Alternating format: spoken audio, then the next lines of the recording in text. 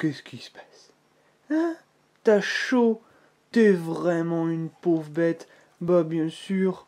Oh là là, il fait tellement chaud cet été, t'es vraiment un pauvre chien. Bah ça alors. On va regarder Game of Thrones? Ouais. Allez, on va faire ça.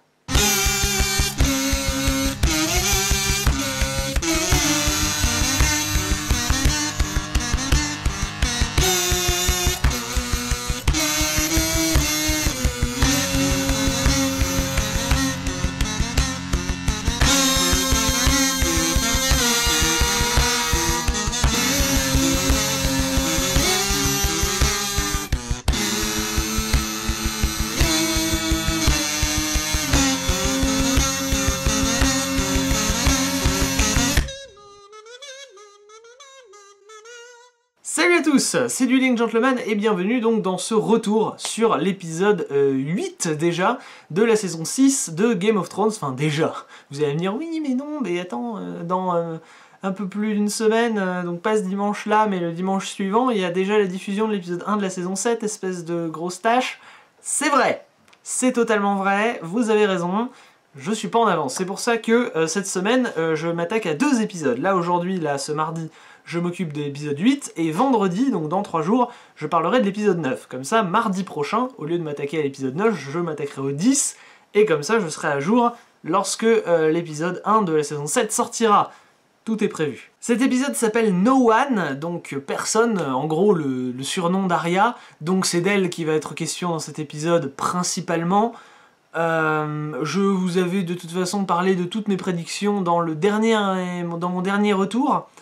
Il me semble que j'avais dit qu'on verrait l'arrivée de Brienne à Vivzeg, qu'on verrait probablement, j'espère, le procès de Cersei avec donc la montagne qui va se battre pour elle, parce que depuis le premier épisode de la saison, on nous montre la montagne et on n'a toujours pas de chute. Cette intrigue n'a toujours pas de chute. Et puis peut-être éventuellement voir ce qui se passe à Dorne. Voilà. Pas plus de cérémonie, lançons l'épisode. Manifestement, il va y avoir un petit retour à Myrine aussi. Très bien. On va sûrement lancer dès le début de l'épisode avec Arya. Ou toute ma vie. Bon, bah donc elle a suivi les conseils d'Arya. Bianca, elle aura du mal à retrouver un travail d'actrice avec ce que je lui ai fait au visage. Ça promet. Le sommeil est le meilleur remède pour guérir. Oui, mais quand tu dors, tu es faible. Tu es vulnérable.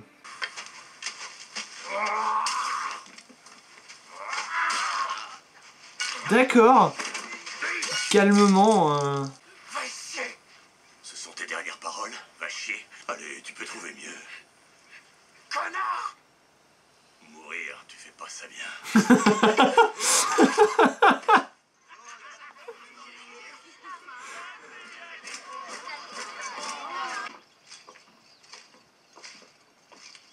C'est vrai que t'existes, toi. Ordonnez à votre garde de s'écarter où il y aura violence. Je crois qu'elle s'en fout. Qu'il y ait violence.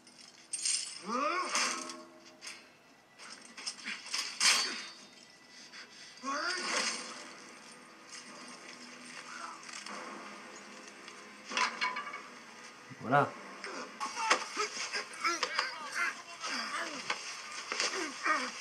On n'est pas un peu vieux pour être encore écuyer. D'accord. C'est totalement gratuit. Cette façon qu'elles ont toutes de le regarder, c'est agaçant. Je préférais travailler avec le petit frère de ce point de vue-là. Fais pas cette tête. C'est toi le gars, la pique magique.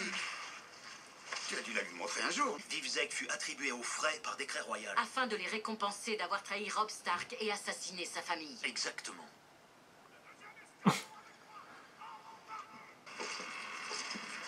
Ah, ça fait longtemps qu'on n'a pas vu le trône. Le fameux trône du trône de fer. Votre place est dans la galerie, avec les autres dames de la cour. Lui, sa place est avec les autres dames de la cour aussi. La cour couronne a décidé qu'à partir d'aujourd'hui, Lord Ali par combat est banni sur l'ensemble du territoire des 7 couronnes. Cette tradition est chose barbare. J'ai déjà essayé de boire du vin, je me suis sentie toute drôle. C'est à ça que tu vois que cela agit. À Daenerys du Typhon, mère des dragons, briseuse de chaînes. Que son règne soit long. Que son règne soit long. Déjà, faudrait qu'il commence. Combien il en a des bouteilles? On extirpe la mouche et le vocifère. Crache-moi ça, pitoyable insecte. Crache la séance de l'ordre.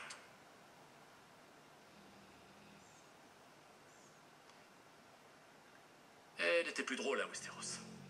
Les Stark et les... 2 traducteurs sont dans un navire qui coule. L'un d'entre eux dit « Est-ce que tu as appris à nager ?»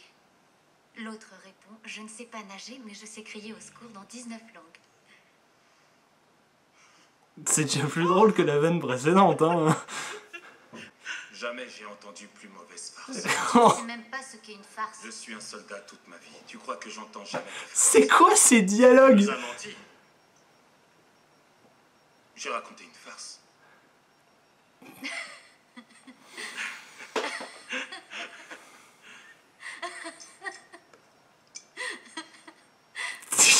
C'est surréaliste là, ce qui se passe sous mes yeux. Je suis entré dans un bordel avec un gâteau au miel et un âne. La tenancière a dit... Celle-là, par contre, elle avait l'air vachement sympa. Croyez-vous que je me soucie de qui vous admirez ou... Certes pas, mais je vous le dis quand même parce que vous êtes mon prisonnier et que vous n'avez d'autre choix que d'écouter. Votre jeune fils ne m'importe en rien. Je m'en fous aussi, hein, perso. M'importe en rien. J'aurai ta tête avant que j'accepte d'abandonner Vizeg. Vous n'êtes point le seigneur de ce château, mon seigneur. C'était aussi facile que ça? Bienvenue chez vous, mon seigneur. Je comprends absolument rien à ce qui se passe.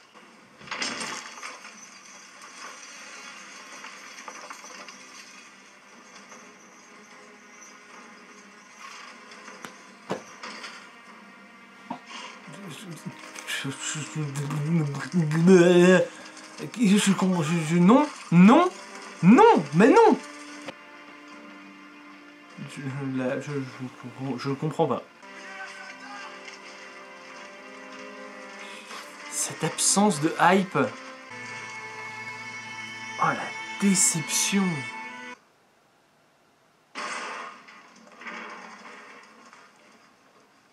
C'est les 2 autres dragons qui ont été libérés, non?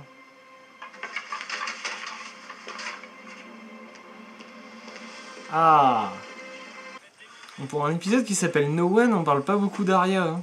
Je t'ai déjà tué une fois, Dontario. Je recommencerai avec plaisir. Lâche ton arc, toi, la demoiselle. Un nom a été promis au dieu multiface. Ouais, du coup, elle est Il doit morte. toujours.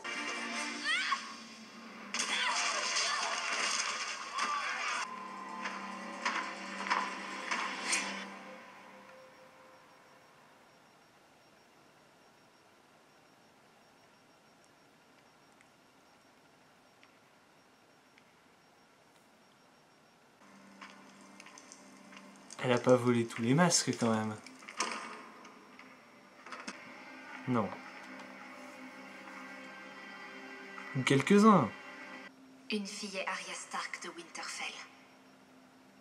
Et je retourne chez moi.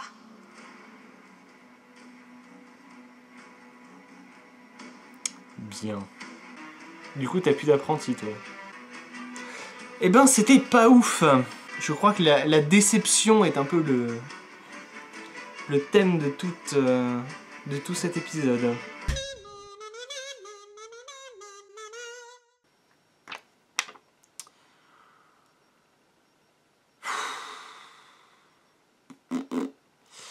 Eh ben, c'était bien nul.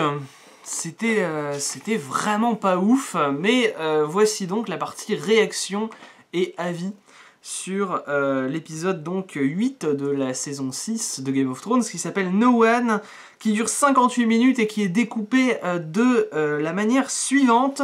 Vous allez pouvoir suivre le découpage soit en bas, soit quelque part sur l'écran, je sais pas encore trop où je vais le mettre.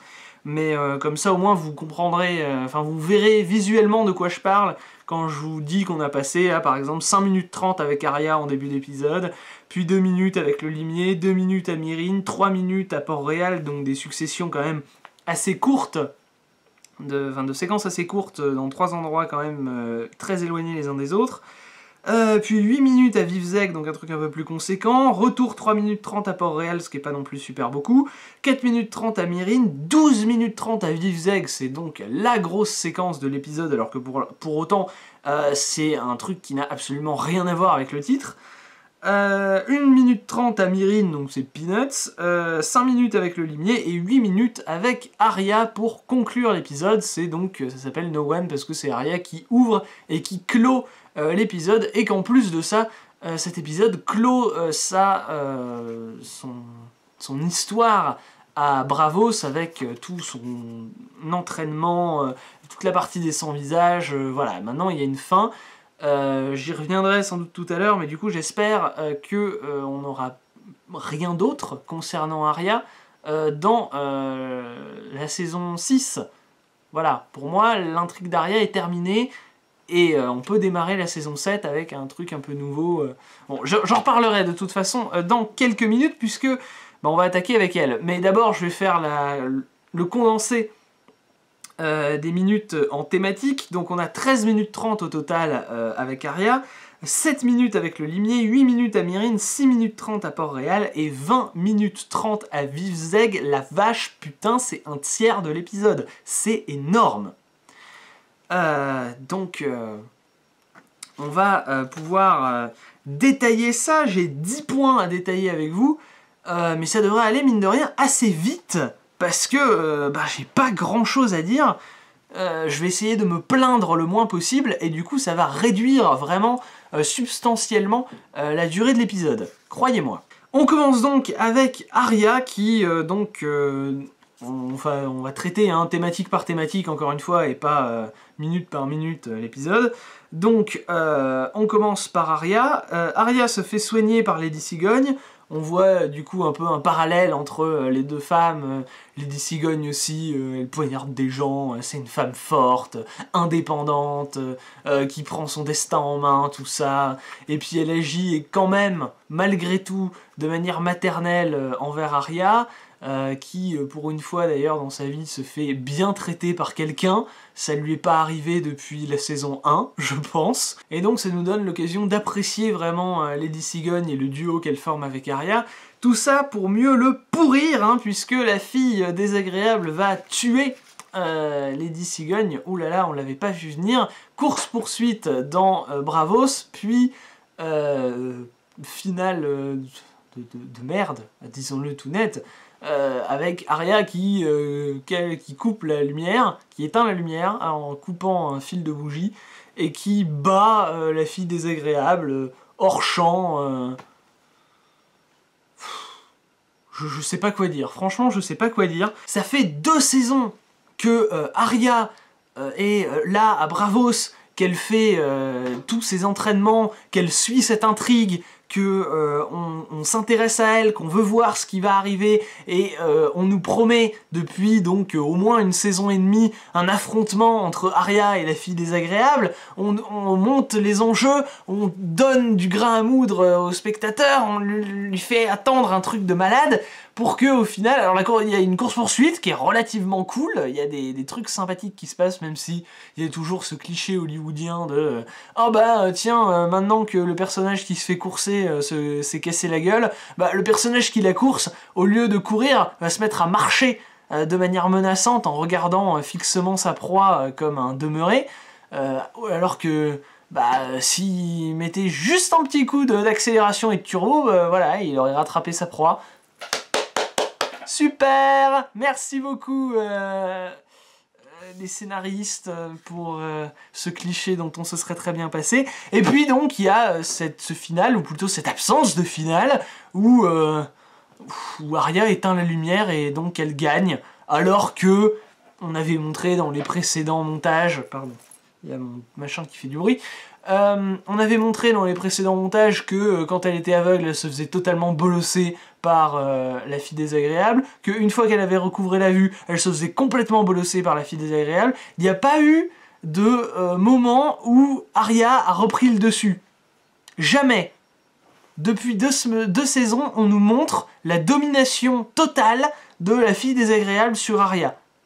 Et là, démerde-toi, elle a éteint la lumière, donc elle a gagné. Non! Non! Le payoff de tout ça, une fois qu'on a mis plein de trucs en place, il faut que ça paye.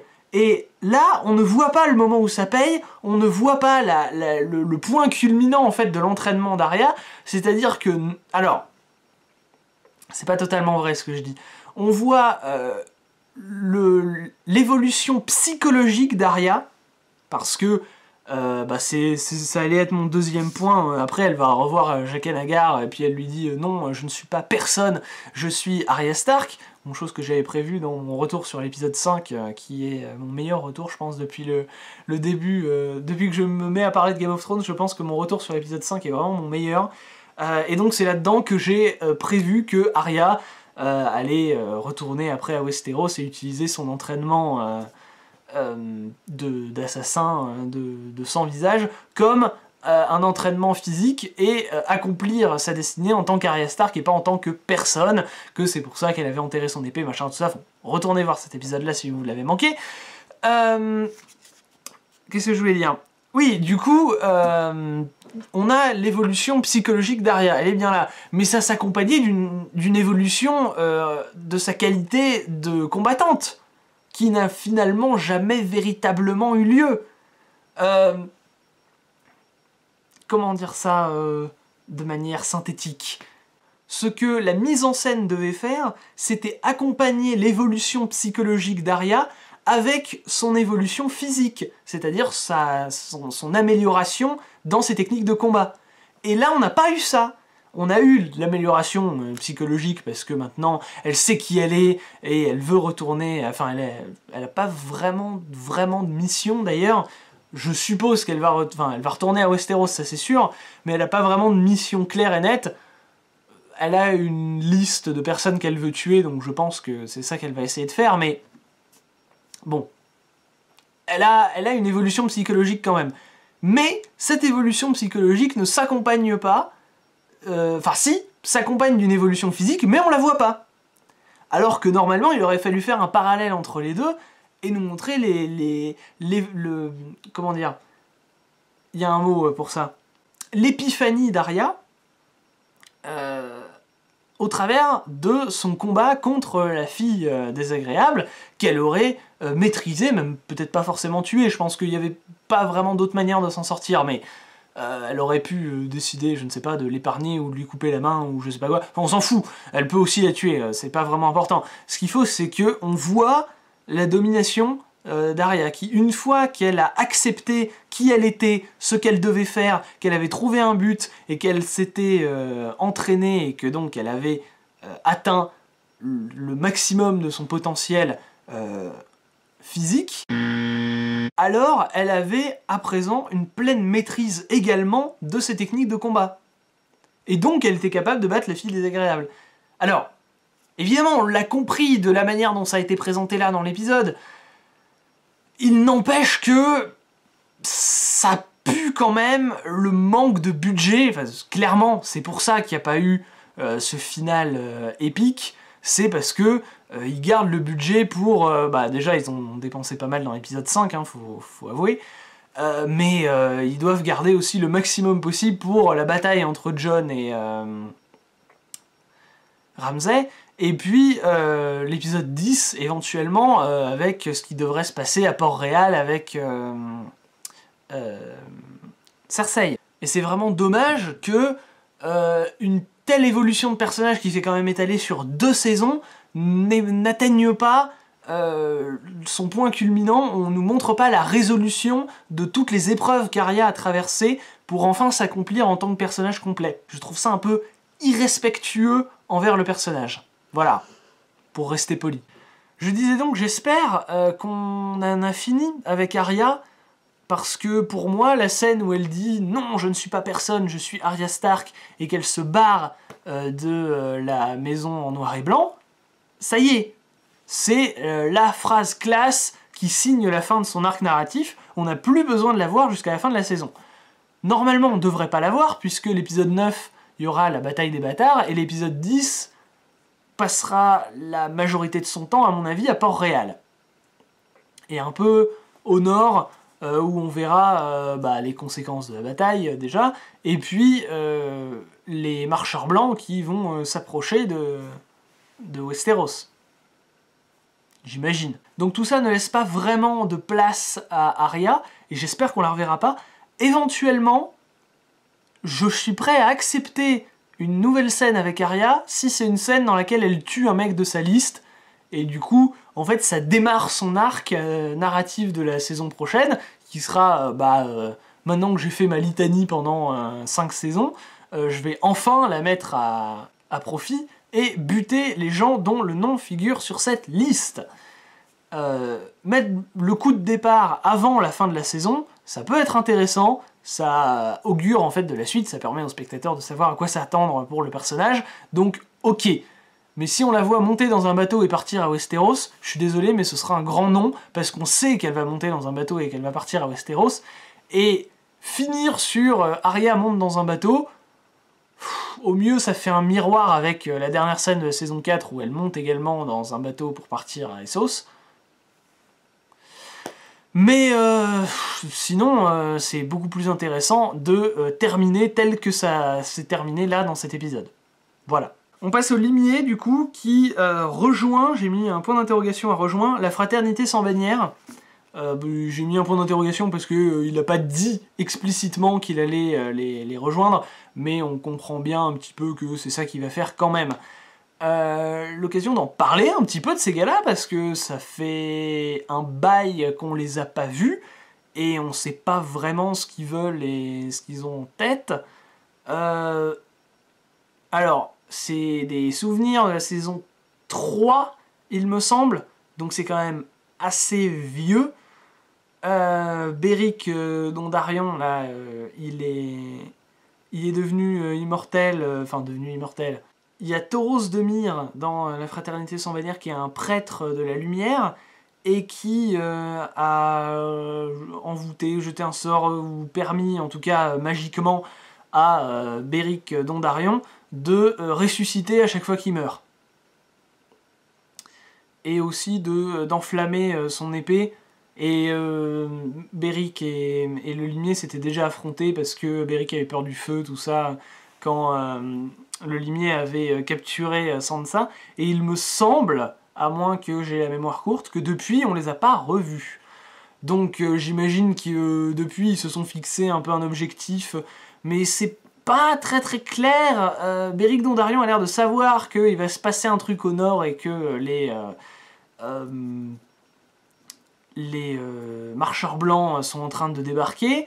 Je serais pas étonné que du fait qu'il a une épée en feu, il est capable de buter les marcheurs blancs, parce qu'il me semble que les marcheurs blancs sont quand même sensibles au feu. Non, au contraire. Non, à la fin de la saison 4, il traverse un mur de flammes et tout. Hein. Ouais, bon. Je sais pas très bien, mais donc peut-être que il sera capable d'affronter les marcheurs blancs, puisque quand il meurt, il ressuscite, donc c'est quand même vachement pratique.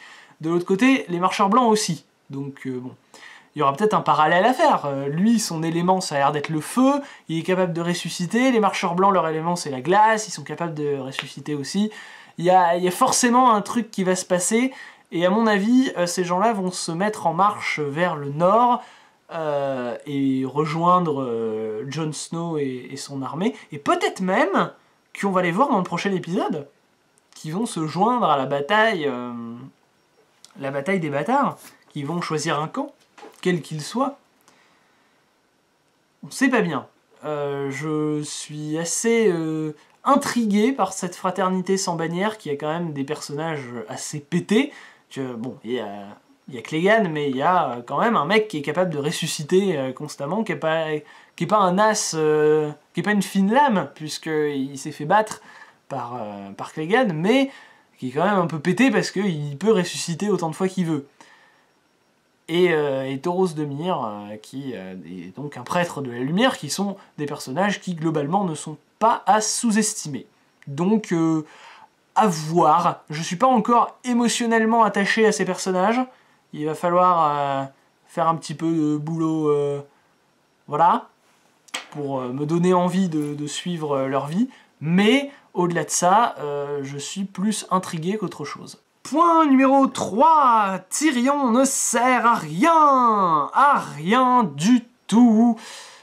C'est, il me semble, seulement la 2e fois qu'on le voit depuis le début de... Non, la 3e peut-être. Bon, enfin, en tout cas, on n'a pas vu beaucoup de Tyrion dans cette saison, et pour l'instant, c'est une catastrophe. Les auteurs de la série, maintenant qu'ils ont dépassé le bouquin, ils ne savent pas quoi faire à Tyrion, c'est hallucinant. Ça fait peur.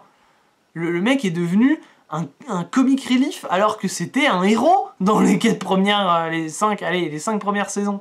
Le mec, c'était l'un des personnages les plus intéressants, c'était le préféré des fans, et là, c'est un perso qui est relégué au second plan, qui est juste là pour faire des blagues et pour boire du pif. Il y a quand même toute une partie du personnage qui est oubliée, qui est le fait que ce perso est quand même un stratège hors pair, capable de voir plusieurs coups à l'avance, un manipulateur de renom, un mec qui est capable de se débrouiller avec pas grand chose et d'en faire, de faire des étincelles. Et pour l'instant, il a rien fait. Depuis le début de la saison, il a rien fait. Justement, le départ de Daenerys devait être l'occasion de montrer, de faire briller Tyrion en particulier, mais aussi Vergris, Missandei et éventuellement Varys, pour montrer que à eux 4 ils étaient capables de gérer des trucs et que c'était pas Daenerys qui allait s'occuper d'absolument tout, qui allait les materner comme ça du matin au soir, que eux aussi ils avaient quelque chose à apporter, et notamment, moi j'avais compris ça comme ça, la série s'était débrouillée pour que ce soit eux qui soient en charge de Myrrine en l'absence de Daenerys. Et que donc ils allaient faire des trucs bien, et que Daenerys allait revenir de son voyage initiatique à elle, qu'elle allait être un personnage accompli et à nouveau une femme forte et conquérante, et qu'elle allait retrouver la ville où tout allait bien se passer de Myrrine parce que il y aurait eu une excellente gestion par notamment Missandei et Tyrion, et que fort de ce constat, elle allait se dire super, je peux faire confiance à ces gens-là, et on va maintenant aller marcher sur Westeros. Eh ben non, pas du tout, parce que le seul personnage qui a accompli quelque chose à Myrrine en dehors de Daenerys, donc pendant qu'elle était partie, c'est Varys, et là Varys se casse, il va chercher des alliés à Westeros. Ok, super.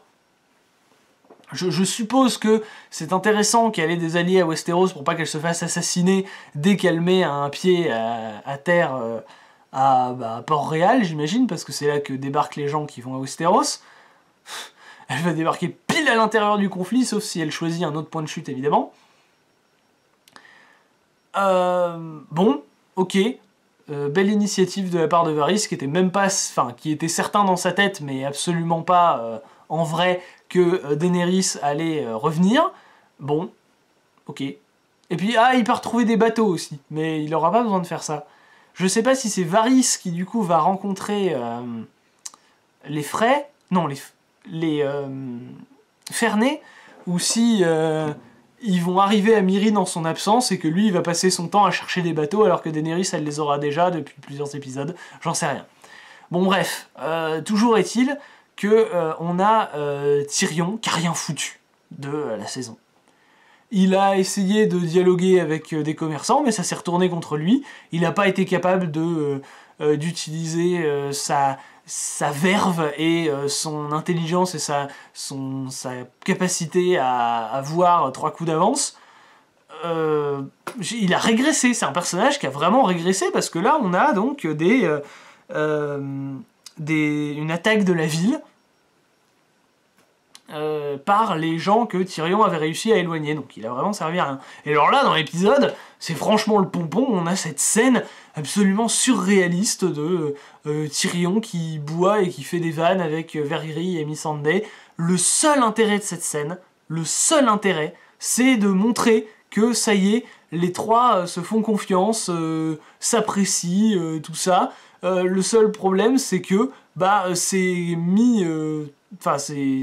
détruit la scène suivante avec donc l'attaque par les bateaux de Myrine, où soudain Vergris dit bon Tyrion t'es qu'une sale merde, j'arrête de t'écouter, on n'est plus copains. Et à la fin de la scène, on a Daenerys qui revient d'un air décidé et avec sur le visage décidément on peut rien vous confier, laissez-moi faire, je vais régler vos conneries et ensuite on ira à Westeros. Super. Donc c'est là en fait pour compléter l'arc narratif de Daenerys qui était déjà complet, mais on va appuyer un peu dessus pour donner un peu plus de classe à Daenerys, alors que elle, c'est bon, elle l'a eu, il n'y a pas besoin d'en rajouter. Port-Réal maintenant avec Cersei qui est dans la merde puisqu'elle s'est fait trahir par son fils de manière assez balèze, puisqu'il a décidé que Lord Ali par combat était maintenant banni, ce qui est normal vu ce qu'on a eu en début d'épisode, une scène un petit peu feel good où on avait donc la montagne qui brutalisait un des dégénérés qui suivent la religion du Grand Moineau. Forcément, comme dans Game of Thrones, toute action a des conséquences.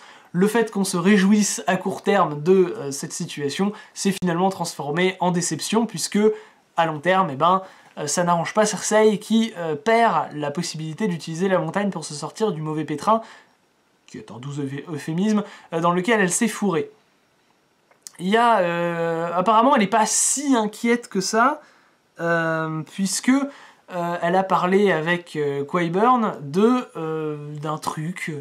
Est-ce que les rumeurs sont vraies? Oui, elles sont vraies. Il y a vraiment... c'est même encore mieux que ce que vous imaginiez, maîtresse. Je sais pas de quoi il s'agit, mais donc à mon avis c'est son plan pour s'en sortir dans ce fameux jugement auquel elle va devoir se soumettre. Ça me fait beaucoup penser au feu grégeois dans la saison 2. Je sais pas si la série va nous ressortir la même ficelle scénaristique, mais en tout cas, les Lannister qui découvrent un truc secret pour se sortir d'une situation vraiment tendax, la dernière fois c'était du feu grégeois, et peut-être que Qyburn est en train de lui dire on a une réserve. Meuf, tu t'imagines même pas, une pièce entière, tu vas pouvoir t'en servir pour t'en sortir, ça laisse augurer d'un feu d'artifice. Pourquoi pas? Je suis pas certain que ce soit ça, mais pourquoi pas. Et enfin, on passe à Vivzeg. N'importe quoi. N'importe quoi. Mais alors là, il n'y a rien qui va. Déjà, il n'y a pas eu de bataille. Il n'y a eu ni siège ni bataille, alors qu'on avait le choix dans le dernier épisode. Alors je sais que Game of Thrones aime bien exploser nos attentes et nous proposer un truc un petit peu incongru, nous déstabiliser, tout ça, mais si c'est pour nous promettre un truc bien et nous dire « Haha, on t'a eu, on a fait de la merde à la place !» Je sais pas si c'est une bonne idée, finalement. Toute cette partie à Vivzeg, ça a servi à rien. Le Silure était un personnage dont on n'avait rien à foutre avant qu'il ait repris Vivzeg et qu'on l'ait vu dans l'épisode précédent. Oui, c'est ça, l'épisode précédent. Maintenant il est mort et on en a toujours rien à foutre. En plus il est mort hors champ, c'est parfait. Je pense que là, il n'y a absolument rien à redire, c'est de la merde. Brienne n'a servi à rien, elle est arrivée et elle est repartie, et elle a vu son oncle avant qu'il meure et c'est tout. Elle a toujours son épée, enfin, elle a rien gagné, elle a rien perdu, il s'est rien passé du tout. Elle est... voilà, elle s'est baladée, c'est très bien, elle a fait un petit voyage jusqu'à Vivzeg. Maintenant, elle va repartir voir Sansa, et puis voilà, c'est tout, super, merci d'avoir perdu mon temps, connasse. Elle a revu Jaime, mais ils se sont rien dit de substantiel. Elle lui a laissé garder son épée, mais elle serait jamais venue le revoir, il lui aurait laissé de toute façon. Enfin, il y a vraiment aucun intérêt à avoir fait faire tout ça à Brienne, au final. Edmure a absolument zéro charisme, et lui par contre il est toujours en vie. J'en ai toujours rien à foutre de ce perso. J'espère vraiment qu'il va pas avoir une importance dans la suite, parce que j'en ai rien à battre de ce mec, c'est incroyable. La majeure partie de la partie là avec Vivzeg, c'est le face-à-face entre Jaime et Lord Edmure dans la tente, où Jaime explique à Lord Edmure qu'il est prêt à tout pour retrouver Cersei, qu'il en a rien à foutre de ce que les autres pensent, et que voilà, il reprendra ce château coûte que coûte. On était déjà au courant, merci. C'est vraiment... Vivzeg n'a servi à rien. On nous a promis un truc qui aurait pu être à peu près sympa, mais encore une fois, à mon avis, à cause de budget encore, on nous a tout coupé. Au final, ça se finit en eau de boudin. Edmure rentre dans le château comme si c'était un moulin. C'est vraiment le siège le plus gruyère de tous les temps. Jaime a réussi à faire ouvrir les portes pour parler avec le Silure. Brienne a réussi à faire ouvrir les portes pour rentrer avec Podrick. Edmure a réussi à faire ouvrir les portes pour niquer le Silure. Il arrive, il dit « c'est moi le seigneur de ce château », les autres lui ouvrent. C'était si simple que ça, voilà. Tout ce que Jaime avait à faire, c'était se mettre derrière Edmure, demander à Edmure d'ouvrir les portes. Edmure aurait fait ouvrez les portes, et voilà. Et Jaime serait rentré, et c'est tout. Il aurait dit Jaime est mon invité, je lui cède le château, donnez-lui vos armes, voilà. Voilà, et Jaime a gagné Vivzeg en foutant rien. Et Edmure non plus d'ailleurs. Les épisodes 9 et 10 ont vraiment intérêt à être des chefs-d'œuvre, parce que là, l'épisode 8, c'est vraiment déception sur déception sur déception sur déception. Et j'ai rien d'autre à dire de plus. On passe aux prédictions, parce que... voilà. Mes réactions, c'est que c'était pas bien. Voilà. Globalement, s'il y a un truc à retenir de cet épisode, c'est ça. Au prochain épisode, c'est pas une prédiction, mais c'est une requête, une doléance. J'aimerais qu'on ait la bataille des bâtards, et uniquement la bataille des bâtards. Rien d'autre. Juste ça. 60 minutes, un peu moins, 50 et des brouettes, là, de juste... Jon contre Ramsay, avec plusieurs phases à la bataille, une partie avec un siège peut-être, j'en sais rien, les renforts qui viendraient progressivement chez les Stark, parce qu'on sait rien, on n'en sait rien. Si ça se trouve, la famille qui sont allés voir la fois dernière et qui les a jetés comme des malpropres, si ça se trouve, il va leur venir en aide quand ils seront dans la merde. Et puis il y a Littlefinger aussi qui va envoyer des troupes maintenant que Sansa a envoyé une lettre. Il y a peut-être Brienne qui va arriver à temps pour attaquer. Enfin bref, il peut se passer plein de choses.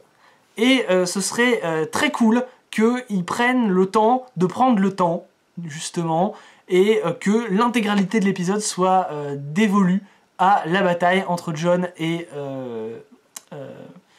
Brendan. J'oublie toujours son nom, putain, il me fait chier lui, j'ai hâte qu'il meure. Ramsay. Et mettez-y le budget. Mettez-y le temps et le budget qu'il faut pour que ce soit intéressant. J'étais pas spécialement hypé par cette bataille, mais maintenant, si elle se passe dans l'épisode 9, si vous décidez de rendre ça vraiment cinématiquement intéressant, je ne demande que ça. Maintenant, j'ai hâte de voir ce qu'ils vont faire avec ces persos-là, avec cette intrigue-là. Donner une mort sympathique aussi à Ramsay. Je sais pas, s'il doit finir bouffé par ses chiens, balancé par-dessus la rambarde, brûlé vif, écartelé, je sais pas ce qui symboliquement serait le meilleur, ou si Jon lui fait subir la même chose que ce que Ramsay a fait subir à Théon. Surprenez-moi, mais faites de cet épisode quelque chose de grandiose, je vous en supplie, parce que cet épisode-là, c'était vraiment de la merde. Merci d'avoir suivi ce retour quelque peu embrouillé, je suis un peu fatigué aussi, je dois avouer, colérique, beaucoup, et désabusé. Voilà, bon, on arrête là, en espérant que la suite soit meilleure. Salut à tous, à la fois prochaine, ciao. À vendredi, hein, du coup. Pas à mardi prochain, à vendredi, comme ça on s'attaque à l'épisode 10 mardi prochain.